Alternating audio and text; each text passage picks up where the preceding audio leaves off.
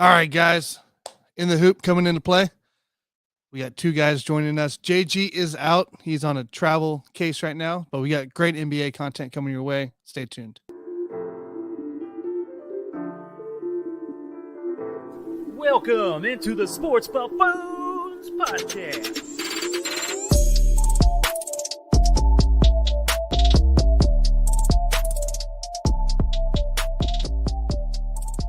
Who would have thought the NBA is back, right? There's college basketball going on. Obviously, that's most of people's attention. That's most of my attention. But there is stuff still happening in the NBA world, and we got to get you guys caught up because we are almost to the playoffs. We're almost to the playing game. April 15th, 11th? Sorry, 11th is the play-in. The 15th is when the playoffs start. Guys, we are almost here, so we got to get you caught up. There's lots of returns, bunch of injuries coming to play. But first, let's bring in the guys that are joining me for In the Hoop Show today. First off, this is a new addition. This will be a new permanent addition to join JG and myself. JG, who's out for today. He'll be back next Saturday. Let's bring him in. Scott Cobe, Let's Talk Sports. Scott, what's up, dude? Not much. How you doing, Tanner? Good, man. I'm good. Great to be here. Lots of great basketball yesterday and Thursday on the college side. There's going to be another wonderful Elite 8 games today and tomorrow.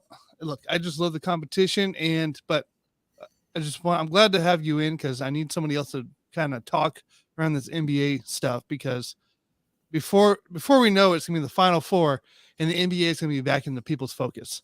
So, yep, no doubt at all. So glad to have you on as a full-time addition to In the Hoop. So, all right, let's bring him in too. The guy joining us, taking over JG's spot. He might have the same big takes as JG, may not. Nick Botkins of the Botkins Show. Nick, what's up, dude? What's up?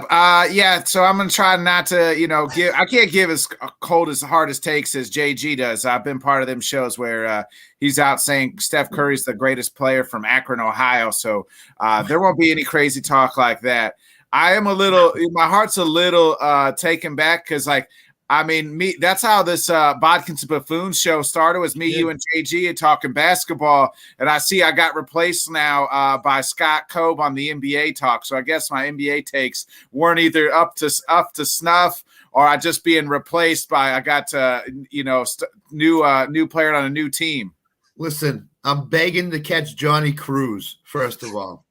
I can't catch him. He keeps appearing on these shows, so I had to go to Tanner and say, can I be on the NBA show? I got you. You're just that homeless person out on the street saying, put me on your show. Yes. It's all came to revelation. Scott had the great Dan Harris on his show, right? And they were talking around, and Dan was making all of his announcements. And Scott goes, yeah, I'd love to do an NBA show. And I'm like, why are we going to have another NBA show when we already have 400, it seems like. So I messaged Scott at probably midnight or something that night. And I was like, hey. 8 whiskeys in. Hey, you messaged Scott 8 whiskeys in, like that drunk text, like, hey, you up? I was actually drinking a couple Coors Lights and setting up my new background over here on the side that you don't see yet for Whiskey Sports. So, but yes, it was one of those things. By the way, I was supposed to text you a couple weeks ago. I kept forgetting. JG would like you back on too. I don't know if if that's anything you're interested in. So, okay. If there's anything, at least one guy wants. All right, guys, let's get into it here. Great show lined up today. We got Ja Morant news. We'll talk about the West a little bit, of course, and we'll talk about Dallas and what a catastrophe that is going into play. We'll also give you guys some updated news and injuries in case you guys have not heard around the league. There's some key things that's dropped in the last couple of days. So we got to make sure we hit that. So let's first talk about some Ja Morant news. Ja Morant returned, I believe on Wednesday was the day because it was the same day as Buffoon Show. Yeah. And this is a team that honestly at the time still didn't need Ja Morant. He could have stayed a week away, if not a week and a half. This is a team on a 5-game win streak, currently second in the West to Denver. Hot on their heels, only 3 games back from first place from that 1 seed there. They have wins against San Antonio, Golden State, Dallas, and Houston twice in the last 5. Beat Dallas, by the way, a week apart. So they beat them on the 13th, and then that following Monday on the 20th, they beat them again. So, and it was a little closer the second time, but not really. Oh, I'm sorry. They beat Dallas 3 times this month already. So well, everybody's beating Dallas right now, Tanner. I know we'll get to the Mavs here in a little bit. It's not pretty. Yeah. Man. It's not pretty. Not going well. So I want to know from your guys' standpoint here, a John Morant return. What does that do for this Grizzlies team as we enter the last 3 or 4 weeks of the season? I think it gives the Grizzlies a decent shot at getting up to the 1 seed. I mean, the kid is ultra talented. I mean, his brain makes bad decisions, obviously, but the kid is ultra talented. I mean, he came back and played 24 minutes and had 17 points. Yeah, I think off the bench too, right? Off the bench. He wanted to start off the bench. He told the coaching staff. So if this kid's mind is right and into basketball instead of all the other extracurricular activities, Memphis is going to be a tough out for any team going into the playoffs. So I think they could get the 1 seed if Denver starts struggling here down the stretch. So what do you got, Nick? Yeah, first and foremost, me and Johnny Cruz talked about this John Morant a couple weeks ago when the trouble was starting to happen and he went away from the team. First and foremost, I hope the kid gets right mentally and somebody in his corner is telling him, hey, man, you're going to lose out on so much money, so much things that could happen, greatness that could happen in your life. This kid is a special talent. Yeah. He is Derrick Rose with healthy knees. He's everything really, that's what he is. He reminds me, I'm a Bulls fan, and Derrick Rose is probably that era of Derrick Rose and Jimmy Butler and them guys is, I love those teams, that Rose team. He reminds me so much of Derrick Rose with healthy knees, maybe a better shooter than Derrick Rose, actually, even. So hopefully mentally he gets the right place and somebody's in his corner, in his ear, putting him in the right spots. I mean, a young kid, young 20-year-old with money for the first time. Yeah. Somebody just needs to kind of be there and guide him. So that's first and foremost. On the court, again, the kid's super talented. I don't know if they catch the Nuggets. I mean, the Kings are right there biting as well as the 3 seed. I think on the court, the kid is fabulous. He'll get back that starting position. Why I think he was gone, that team came together they have served this role of the bullies. And it starts really with Dillon Brooks. And if they can get Adams back to also as well, Dillon Brooks has taken on this villain role where even the villains like Draymond Green hate him. It seems like everybody hates Dillon Brooks. Shannon Sharp talking at him too. And he has leaned all the way into this heel persona. I am here for it. I'm here for that old school 90s smash mouth. I'm a punch you in the face type basketball. Yeah. This team takes no shit from nobody. And then they have now the star, Ja Morant, to be back and ready to go. I'm a little worried about them in the playoffs still because just how it depends on how the seeding goes, because other teams will have a little bit more talent, and can that grittiness that team has prevail in a 7-game series, because usually 9 out of 10 times talent prevails out, and they're going to need Ja to be a full percent because he's the engine that makes that team go. But the persona of that team is now over Dillon Brooks. Yeah, and we'll talk a little bit more about potential matchups if it were to end today on that. But if we look at Memphis' schedule coming up here, the rest of the month here, they got Atlanta Sunday, or I guess tomorrow, Orlando, the Clippers twice in a row, 29th and the 31st, with no Paul George, by the way. I don't know if you heard, but he's out for the regular season officially. Yeah. No Paul George out for the season. And then you hop into April, for the next week, basically, Chicago, Portland, New Orleans, Milwaukee, OKC. So really their hardest schedule, isn't really that hard in the end. You can afford a loss against a Milwaukee team, probably get upset maybe somewhere in the Chicago Portland range, out of nowhere just because it happens to everybody. The Bulls are fighting to get into that play-in Correct. little tournament. So yeah, that's what I was thinking too. They're going to have to. That's a must win. The Bulls kind of win out for the most part, go on a run. So that's a game that they're going to have. And an OKC team too that's fighting for the play-in spot too at the very end.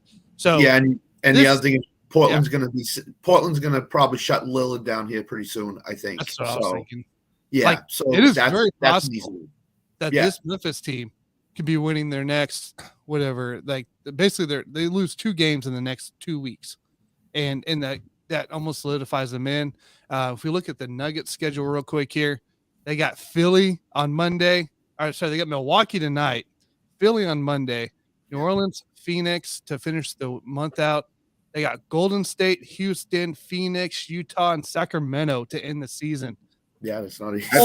That's a murder's row. I mean, starting tonight, right? The Bucks. You're talking title contenders, plus all playoff matchups. Yeah, and if we, I'll bring them in too. I'll bring in the Kings last half of the schedule here.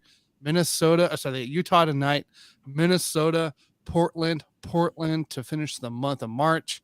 In April, they got San Antonio, New Orleans, Dallas on a back-to-back, Golden State, and they finish, of course, with Denver. In that one. Look, this Denver team, we kind of regress or go towards the West standings. This Denver team, before we know it, could be a 3 seed with the strength of that schedule to finish the season. It would not be surprising if Denver, Sacramento to close the season is for the 2 seed. Would not surprise me. Or the 1 seed. I mean, the Kings don't have a hard schedule. The Kings, that's a pretty easy schedule. What we say, Portland, San Antonio, those are 2 of the worst teams in the league. The Pelicans are tough. They're a tough team, but I mean, the Kings could go on if they go on a 7. Let's just say they go 7-10, and we saw the Nuggets schedule. I would say that out of the 3 teams, the Kings have the easiest schedule. Yeah, I mean, looking at it again, just for my sake, I guess the Kings would have the easiest schedule. Memphis is right there. And if they stay hot, I mean, you could literally be seeing the last 2 games of the season be for, determine the 1, 2, 3 seed of the West. After it was so dominant by the Nuggets and everything just started flip-flopping this last half of the season. Yeah, I just watched Sacramento play the Celtics about a week ago. Mm-hmm. And I was impressed, but the one thing I wasn't impressed with is how Sacramento just lost concentration in the game and allowed the Celtics to just do whatever they want on offense. And that would be my fear with them, a young team not being in this position before. How do they react to the situation? How do they react to a little bit more success down the stretch here and possibly getting a 1 or a 2 seed? So that'd be my fear with Sacramento with them. Mike Brown's coach of the year. I mean, he is. I mean, nobody had the Kings here. They're a young team, and I think Scott, you expect this mental aptness from a young team, a bunch of kids that have not made the play. I mean, that franchise as a whole hasn't made the playoffs in 20 years. It's the longest drought in NBA. I think almost all the sports. So, and I'm rooting for them. I'm all in on the Kings. I can't stay up late to watch their games, but when they're on the East Coast time zone, I try to watch them because. Number 1, Keegan Murray is my guy from Iowa, and De'Aaron Fox. That team. Sabonis is a fun guy to watch. They're a fun team to watch. I'm enjoying the Kings. I hope they win it all, but I don't think they're going to. But I just hope they make a nice run. I'm glad to see Sacramento do well. Yeah. So we'll come back here to more of the play-in games and standings towards the end of the show, guys. Let's talk about this Dallas team. The disaster of this Dallas team, who's been on multiple losing streaks since the Kyrie Irving acquisition. They're currently on a 3-game losing streak, completely out of the playoffs at this moment, while Oklahoma City sits in the play-in game, last play-in game. New Orleans Pelicans are in the play-in game. The LA Lakers are in the play-in game, and the Minnesota Timberwolves. Meanwhile, Dallas and Utah and Portland just all sit out there. What I know, I don't think it's a chemistry issue. I don't know if it's just missing a bunch of depth on the team. What is wrong with this Dallas team? I don't think Kyrie and Luka are a good mix together. I never thought it was going to happen from the day the trade was announced. So, because both guys want the ball, both Luka is the alpha male of that Mavericks team, and Kyrie is trying to chip into that. And I don't think that they're meshing together well. Mikal Bridges is, that guy is outstanding. I mean, what they traded in that trade to get Kyrie, they gave up an awful lot to get him. Mikal Bridges was on the Suns. And Suns, excuse me, the Suns. I'm thinking wrong. Yeah, you're thinking wrong KD. team. Yeah. So I just didn't think it was going to happen. I thought Luka needed to have the ball in his hands. He just did, and Kyrie needs to have the ball in his hands. So that was never going to mesh. And so I think Dallas is getting exactly what they I think in the back of their minds thought they would get with this trade, and it's costing them big time. And I think Kyrie is gone from the Mavs after this year. But Kyrie's being Kyrie right now. Yeah, to be honest with you. I think so too. I think it's just them. I don't know if it's Jason Kidd. That's just not a good coach in the NBA, because this is the third team he's been on that hasn't really gone anywhere or doing anything. Yeah. I don't know if it's Luka's, ego taking in effect that's not helping this chemistry connection that's kind of hurting the team, because he's out there mouthing off to refs too, getting it's not a Luka from the last couple of years. And that's kind of my concern is they lost depth in the offseason. Yes, they got Kyrie, but again, if you don't have any depth on the bench, it's up to two players to essentially win every single game. And you don't win like that. These aren't MJ style players. And the last thing before Nick goes, you're wasting Luka's prime years of his career right now. Totally. Well, the kid's still young. I mean, I wouldn't say you're wasting. I mean, it's going to take a while. I think they should have made the trade for Bradley Beal. I think that's a better fit in Dallas, a guy who can play off the ball than on the ball when Luka dominate. Bradley Beal was a better fit than Kyrie. I'm kind of with you, Scott. They're a similar type player. Both of them are ball dominant players. Much like reason LeBron and Russ didn't work is the reason Kyrie and Luka's not working, because both of them do the same thing, and both of them consist of got to have the ball in the hand. And they wanted to try to defer to each other, but in crunch time moments, like Tanner said, like Jason Kidd needs to say, hey, we're giving the damn ball to Luka, or we're going to give the damn ball, run a damn play for Kyrie, because it seems like in crunch time, it's like, oh, we're passing it back, and then time clicks out. They're 3-7 in their last 10. When they made that, like Tanner said, they're all the way out of the playoffs right now, even out of the dumb play-in game. When they made the trade, they were like 4th or 5th in the West. So I mean, they could win 3 games and get right back in there, because from the 4 to like where the Mavs are, the 12th seed is like 2 games, like 3 games that break them. But the way it's trending, they're 3-7 in their last 10. They haven't played well since the trade. It's depth, it's chemistry, it's a little bit of everything. I just don't think it's a great fit with Kyrie and Luka. I would have liked to see him make a move for somebody else, even if they should have called the Bulls and maybe try to get Zach LaVine. He's another guy that he could play off the ball a little bit better shooter. Bradley Beal. I felt like there's other players to get outside of Luka, but this is the second time the Mavs have tried to pair him with another superstar. Remember they traded for Kristaps Porzingis a couple years ago. That didn't pan out.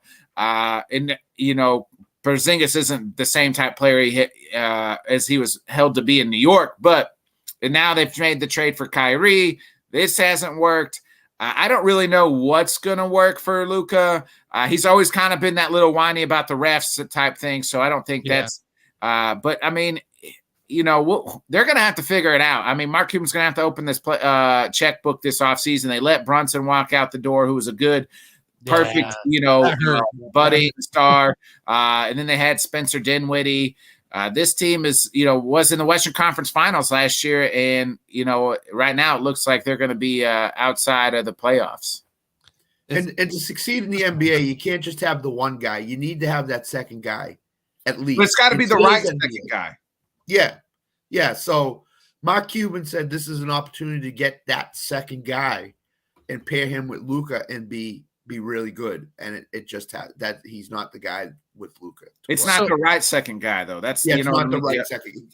Absolutely. So 100%. Let's bring this into play here for this Dallas team. Maybe from a outside looking in here, maybe it isn't a Luka Kyrie issue, right? I think it's more of a coaching staff expectations. Like Jason Kidd out here says it was dog shit. This is exactly his words. The effort is dog shit on the team. Like you can have two players playing as hard as they can, but it doesn't matter if the rest of the team isn't going to do anything. Right. Like there's 4 quarters. You have to play almost the entire time with these guys. You have to put up over 100 points. And that's hard to do with 2 players playing, at least, maybe not 100% ball. Even if they play 80% ball, those 2 players, Kyrie and Luka, are pretty much 100% on, for most of people. Is it more of a coaching issue? Is it more of a team issue? Or is it more of a general manager issue of not getting the depth that would require for these 2 to really, escalate in their NBA careers? I think it's a coaching and GM issue. I just think it's a combination of both, because the GM will get you the guy you need, or the owner will get you the Kyrie that you need, and then it's up to the coach to figure it out. And I don't think Jason Kidd has figured it out with the rest of the team. So, yeah, that's my opinion. Because he even said that yesterday that the interest level wasn't high; it was just disappointing. Like, how is there no buy-in when you have 2 superstars on your team? Yeah. Like this isn't this can't be a player issue. Like if you tell me I have Kyrie Irving and Luka Doncic on my team, now, like this is your roster going into play. You can't tell me that doesn't help the players elevate their game at all. But hey, we got a chance to do something in the NBA playoffs. But if you know that they're going to take 90% of the ball and you're just supposed to stand in the corner, how interested are you? You know what I mean? Well, you have to, selfish reason, right? Yeah. Like, so it could be player wise. It could be. Yeah. It's a little bit of everything. It could be player wise. They're not buying into their role, and that's why having the right pieces and the right role players around. That's why it makes a championship team. Is everybody buys into their role. This team overachieved last year. I know I said they made the Western Conference Final, but they overachieved. They did. And now we're seeing it this year. They're kind of falling back down to where really they probably were last year, and they made a nice run, upset the Suns. It's a combination of also the GM got a guy that doesn't fit well with his superstar. So it's a little, and then the coach has got to make it work, and he's not making it work. So the combination is, it's a little bit of everything. When it's all shit, it's everybody's fault. Everybody's got to look in the mirror and say, hey, what did I do, or what can I do to make this team improve? Role players got to buy into their role. They're not doing that right now. Star players, Luka and Kyrie, got to figure this shit out. Absolutely. Hey, I'm going to take – Kyrie once took a back seat to LeBron James. He needs to learn to take a back seat to Luka. Can he do that? I don't know, because mentally we've seen this guy waver and do weird things throughout the last, 5-6 years since he left Cleveland. Every place he's gone, I'm going to stay here. Well, then 2 seconds later, I'm going to dip out. Scott knows from being in Boston. What do you tell Boston fans? Absolutely. I'm here for the long term. Hey, that team got better without him when they, once he was gone. I think you could say the same thing with the Mavs. The Mavs were better without him before they got him, and now they're worse with him. And if they get rid of him the offseason, they're going to be better without him. I'll tell you this, as strange as it sounds, Brooklyn is 100 times better without him right now. Oh, yeah. Because I think all those players are involved every game. Whereas Kyrie was there. Kyrie was getting, 80% of the shots, basically? Exactly. So they're much better without him. I think what you're missing on this Dallas team is a veteran leadership. Like, we can talk Luka being you can be a superstar, but it doesn't mean you have the capabilities to be a leader on the team. Right. At all. Just because you go out there and score, 40 points a game doesn't mean you're a leader. I think that's kind of what they're missing. They're missing a guy that can be out there, that can captain essentially the bench and the team players. Like, I think a coach and GM are there to, give you, set up the plays, try to get, the team together, but that's not the main role. The main role is getting those guys like a veteran leadership, getting a guy that's going to be, even if they come off the bench, like having a guy like that is huge for them. I'll mention a guy up here when you talk about that, Al Horford. If Yes. Horford was on that Dallas team, he'd take those guys in a room or he'd close the door and say, coaches, get out. And he'd say, figure this shit out, guys. Come on. Let's go. Even a Pat Beverly or somebody like that. I mean, Luka's been in the league a few years, but he's still only 24, so he's still young and still trying to figure this thing out. Yep. So, really he's just now entering his prime if you really think about it. Because your prime's usually about 25 to about 30, it maybe even a little bit longer in today's world. But he's only still 24, so he's still a young kid trying to figure his thing out. Yep. So they do need. I'm kind of with you guys. They need a veteran to kind of shut the door and really take leadership in a captain. I mean, we see it in Golden State with Draymond. He's that guy. The Bulls have kind of turned this little corner since Pat Bev got there. You need those kind of gritty, again, role players who know their damn role and know how to lead it. Yeah. Yeah. Again, that's missing a veteran leadership on the team. I think just having one or two guys can clear any issue amongst the players. Like a coach is a coach. You can only do so much as a coach. If your players don't believe, you're not going to get them to believe unless you're like a Phil Jackson. Well, even the best teams are team led, right? Correct. I mean, the best teams are always got the guy on the court who is the coach or who knows how to lead the team. Those are the best teams. Even Golden State, for a guy that doesn't play much anymore, Andre Iguodala. Exactly. Having him on the bench is such a key factor for those young guys out there when they, where you're missing Curry, you're missing Wiggins, you're missing Clay, you're missing Draymond. It doesn't matter who's missing. If you have a veteran leadership out there, you're going to go out and at least fight for a win in the game. So the guy doesn't, like I say, he doesn't have to play much. Andre Iguodala doesn't play much. Having a guy like that's on the bench. So, all right, let's take a look here at the future schedule next 2 weeks here of Dallas. We have at Charlotte after they just lost to a pretty much benchless Charlotte who got all injured last night. At home, by the way, in Dallas, they lost to Charlotte. They play Charlotte again on Sunday tomorrow at Charlotte this time. They got Indiana right after that in Indiana. They got Philly on Wednesday to round out March. They got a decent break until Miami on the 1st, Atlanta, Sacramento, Chicago, and San Antonio to finish out the season. Look, you can't afford to drop any of these easy games in these last 2 weeks. Charlotte, Indiana should both be for sure wins. Yeah. Atlanta, I mean, even Chicago going at them at this point should be another win, and you finish the game out San Antonio, and you're probably looking at least the third or second seed in the playing game. What's your guys' thoughts here on this final couple weeks? Yeah, I agree with you. You can't drop any of these games that you should win or you're supposed to win. So if they drop, say, to Charlotte or Indiana, I think the downfall could get precipitous and even more. So they need to win these next 2 games for sure. Lose one and you're in trouble. So, Nick. Yeah, I'm right there with you. They got like you said, though, they got to beat the Hornets. They're already eliminated. Looks like Jordan's going to sell. The Pacers are kind of battling for a playoff spot, but I still think you still would favor them.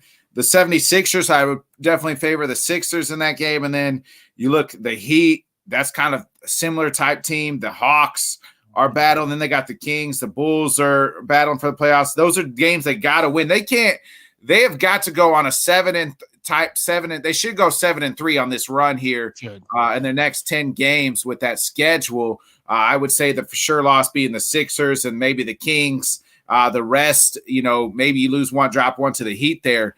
But after that, you got to win those games and get yourself back into, hopefully maybe even outside of the playoffs, because as we just mentioned, that 4 through 13 seeds like separated by about 3-4 games. So maybe you can catch it. If they fall to those, if they have a losing record on that run, we could see maybe Jason Kidd is gone. Maybe Luka's gone, or not Luka, but Kyrie's gone, and they're going to have to just rebuild this thing back up around Luka again. 6-4 at worst to get in the playing game. I think if it's 500 or less, they're not getting the playoffs at all. No. And I think that's something to think about. Now, do you guys really think, like, let's say Dallas doesn't even get in the playing game?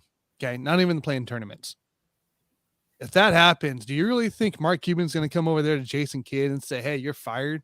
Isn't this like only a year, his second year or first year for him? This is second year, I believe. Second year, Second or third year, I think. Yeah. So, do you really think Mark Cuban's going to go over there and fire him? It's Mark Cuban, man. Anything's possible. It's the NBA. Coaches, they change coaches like they wipe their ass. I mean, it's every 5 seconds, you know. I think if they get in the playing game and they don't win to get into a series, I think Jason Kidd could be gone. That's my opinion. Okay. That's fair. That's fair enough. So I don't know. It's going to be this team has all eyes on them right now of what's going to happen. So no doubt. You would think they make the right moves. All right, guys. Just real quick, a couple news here. If I can find my stuff again. There we go. Kevin Durant is supposed to return Wednesday for the Suns. Just keep that in mind. Ben Simmons is out indefinitely with a nerve injury. Didn't know Ben Simmons was still in the league. Yeah, he's still playing. He played most of the season, believe it or not. So, oh shit, he has. No, he's only getting like 5 minutes a game though. He's not. I mean, right? No, like yeah. he's not effective. What a disaster. So now he's out officially for the rest of the year. Paul George is out for the rest of the regular season, like we talked about earlier. And then I thought there was one more news. LeBron is depending on who you ask. There was a report yesterday. I didn't quite read it. It was LeBron was ramping back up, and then LeBron kind of tweeted out, was like, "That's fake news" type shit. I didn't really catch that full story yesterday, but LeBron is working his way back. That's what I heard something too, and I didn't catch it all. So you're talking about the last week or 2 weeks of the regular season, he could be back in some capacity. So hey, that'd be huge for a Lakers team already in the middle of the play-in tournament. So just to get in the chance, having LeBron come back helps them get into the playoffs possibly. So, all right, let's talk before we end this, guys. Let's go through the seedings, see what the updates are. Get your thoughts as well. So let's go ahead and bring it up. I got. We'll start here in the East, where not much has changed in the top three. Milwaukee obviously still very strong. Boston, Philly, solid on those three. Cleveland, New York, Miami to round out the official playoffs part of things. In the play-in tournament, Brooklyn, Atlanta, Toronto, and Chicago. Brooklyn and Miami seem to be going back and forth between 6 and 7. What's your guys' thoughts here? Oh, by the way, Indiana and Washington on the outside looking in still has a chance to get in the play-in tournament. What's your guys' thoughts here in the play-in tournament for the East? I want to say Indiana has no shot based on what I saw against the Celtics last night. I think they're not going to get there. Atlanta is that type of team that's very sneaky, can get on a nice little win streak here to end the year and boost up to maybe the 7 seed. Mm-hmm. But I think the play-in teams are basically set. Brooklyn, since the trade has come down a little bit, obviously trades. So I think the top 6 are set, and I think the play-in teams are basically set too. I don't see anybody sneaking in there. Yeah, Nick. Yeah, my Bulls have kind of turned it around here. I hope they stay exactly the way it is, because I'd rather take Brooklyn in that first play-in game. First of all, I just want to say I hate the play-in tournament. So yes, I think it's the dumbest thing in the world. You got 82 games. You can't pick out the 16 best teams after 82 games. What the fuck are we playing 82 games for? Exactly.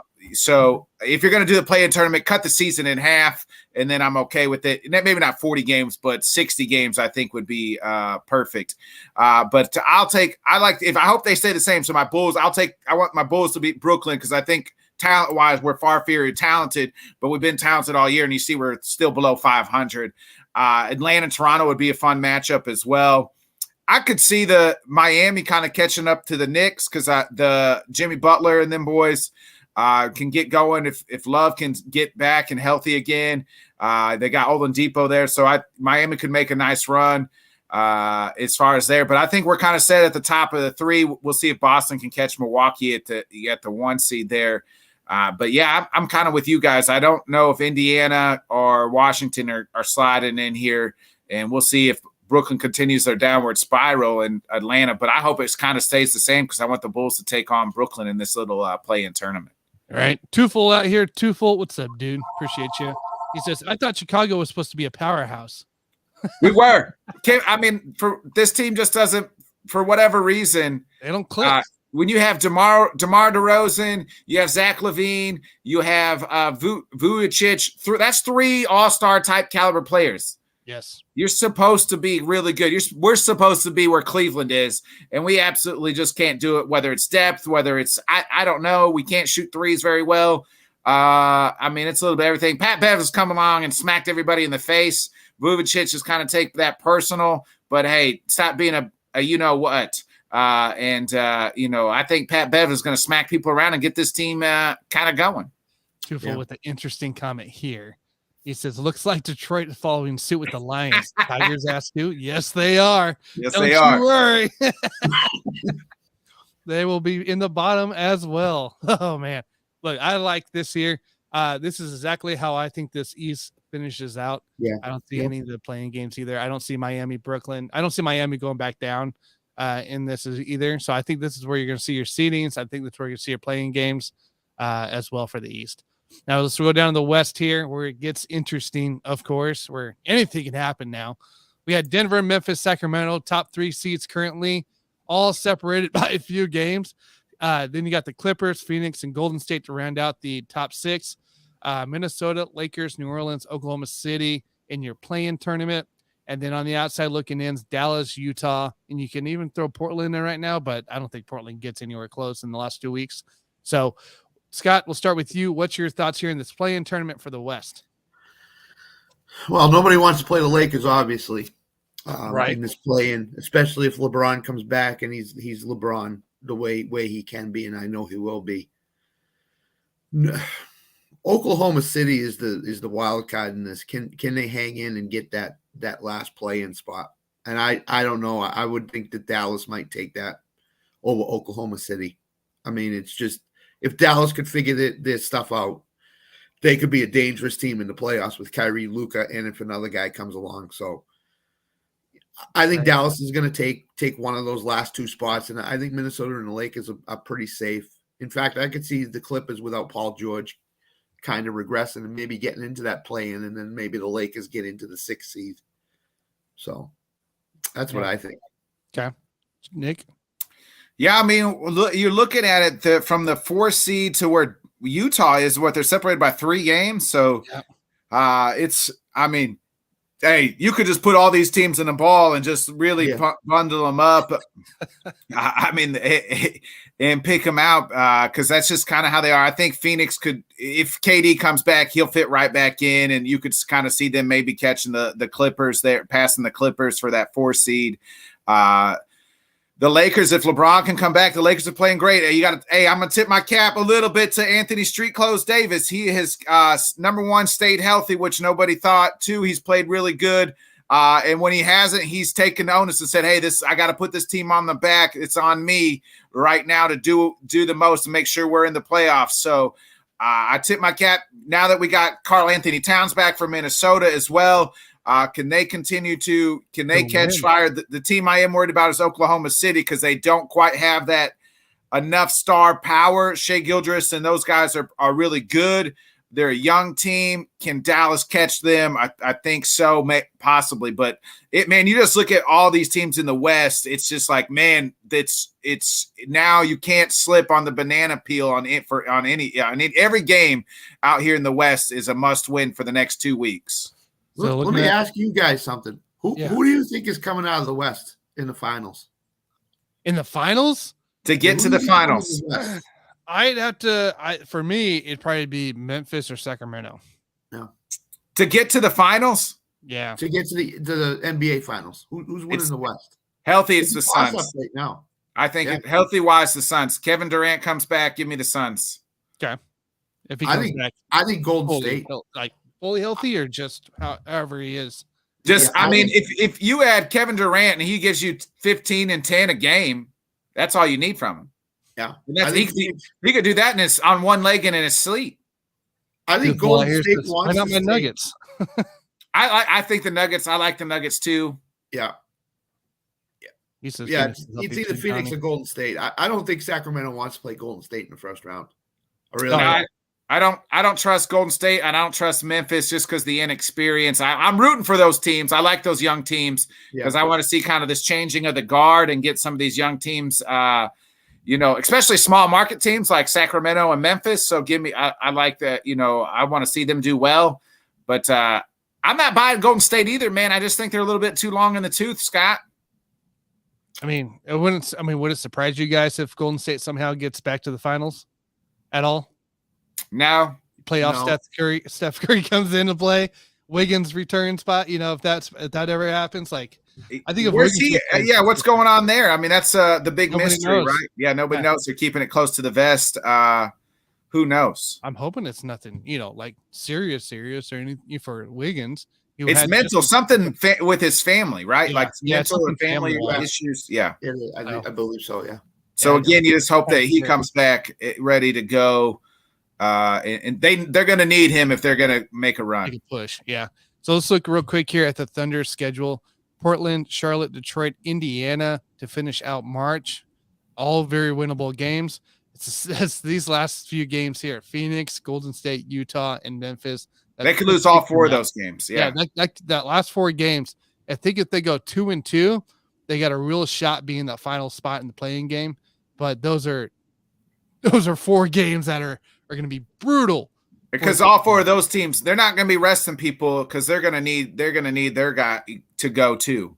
Well, and also here's the deal: where's Utah when they play Utah? In terms of are they in the play-in or are they just on the outside looking in? And if Utah's in the play-in, they could very easily lose that game as well. So yeah, it's true. That's what I'm saying. There's going to be no resting at this final 2 weeks sprint here for these teams. Yeah, agreed.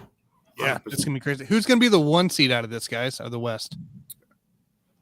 I'm still going to lean towards Denver with 3 games, up 3 games. I'm going to lean towards Denver. I know we went over their schedule and it's kind of brutal, but I'm going to lean towards Denver. And then we're in this MVP race of Jokic, Embiid, and Giannis.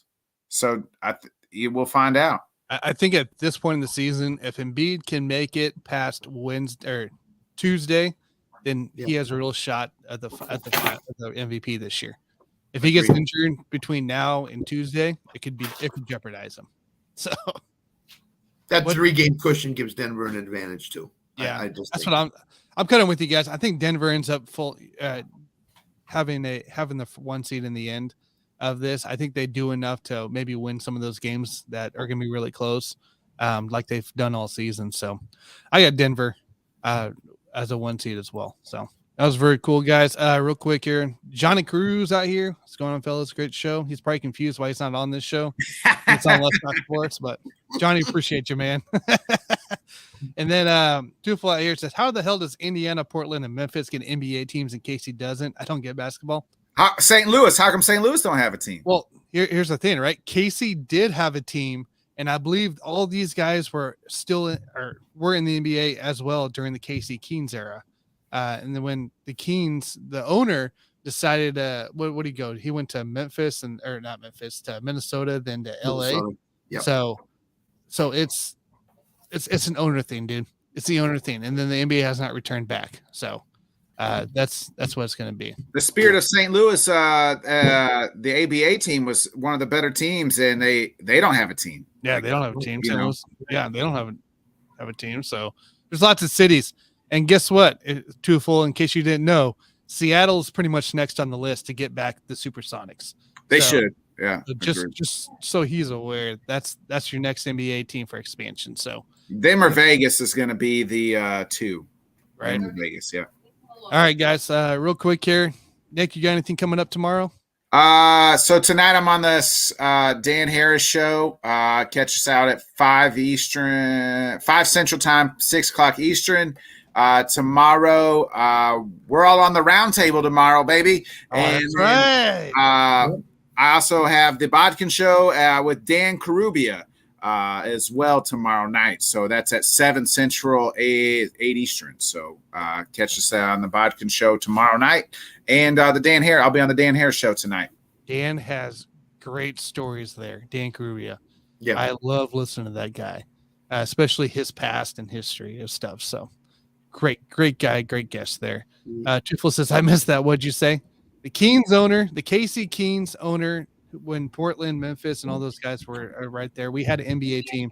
The owner sold them up to Minnesota because he wanted to try to get a bigger market into things and more money. You know how it is. And then also Seattle Supersonics are the next team lined up to return to as an expansion team. So Casey's still far from the list on that. So yeah, they're not.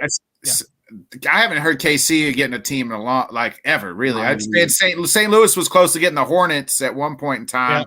Yeah. Then they went back to Charlotte or New Orleans and Charlotte, I think. But St. Louis has been questioned at time. But yeah, it's all Seattle or Vegas is all you hear the next two teams. We got one hope. We got one hope for the next 10, 15 years, I want to say. And that's a guy that brought Whataburger to KC. That was Patrick Mahomes. So if Mahomes was a basketball fan, they'd be putting. He goes to NBA games. I mean, maybe T. Kels can help us out. You know, Travis Kelce. You know, by the way, I don't know if you guys heard Travis Kelce and Jason Kelce, their New Heights podcast. They're coming live the day before the draft starts over there in somewhere downtown. By the way, tickets are stupid, so don't worry about it. We're not going. Well, listen, but it ain't going. But it's insane. Scott, do you got anything coming up? Yeah, I think I'm on the Dan Harris game show tomorrow. Keith Engel, I think that's. Oh my gosh, that's two powerhouses. Yeah. Two guys who were there when James Naismith created the basketball and have watched every basketball game there is. I have got to tune in. That is must-see TV. Keith Engel versus Scott Coe, man. I have this sneaky suspicion. Loser has to go to the worst nursing home while the winner gets his Jell-O early at the nursing home. I have a feeling Keith is getting the puffball questions, and I'm getting the difficult ones. So, two Patriot heads to heads. Oh man, this is what I'm thinking. I don't know. Belichick versus Brady all over again, baby. Look, Scott, you put yourself up for it too. After Nick and I went on, and you're answering questions, you put yourself up for it. Man. I know. Whatever comes. I know I did. But I expected it to be against Nick, you, Johnny Cruz. Oh, the list like 6 versus 1. Yep. Hey, that's 2 1 seeds battling it out. Me and Tanner were 2 16 seeds. We were playing the playing game. It went pretty. Oh man, guys. Well, I appreciate you on the round table tomorrow night, and then the Scott Cope show Tuesday night with Johnny Cruz and whoever Dan picks as my special guest. Hey, super producer at it. Yep. Phil says, I wouldn't mind getting an NHL team to be a second favorite that T-Mobile Center needs using. Look, T-Mobile Center gets used plenty. Don't get me wrong. There's like concerts in there every night. Great concert venue. It's a great venue for stuff like that. But yeah, I wouldn't mind some kind of professional team going in there permanently. But we're not getting that unless Mahomes and Travis Kelce helps us out. So that's the only way we're doing that. So all right, guys, I appreciate y'all joining, talking some NBA news, guys. Make sure you put in the comments who you think is going to come out of the playing tournament here in a few weeks. As well as make sure you guys like, subscribe, follow, go subscribe to Nick Botkins at the Botkins Show. Go subscribe to Let's Talk Sports. And of course, always Sports Buffoons here. And if you want my Whiskey Sports podcast, we got some more college content dropping. So, because why not? Concerts are extremely high prices. See you, Twofold, man. Appreciate you guys. Appreciate you commenting. We'll catch you next Saturday. See you guys.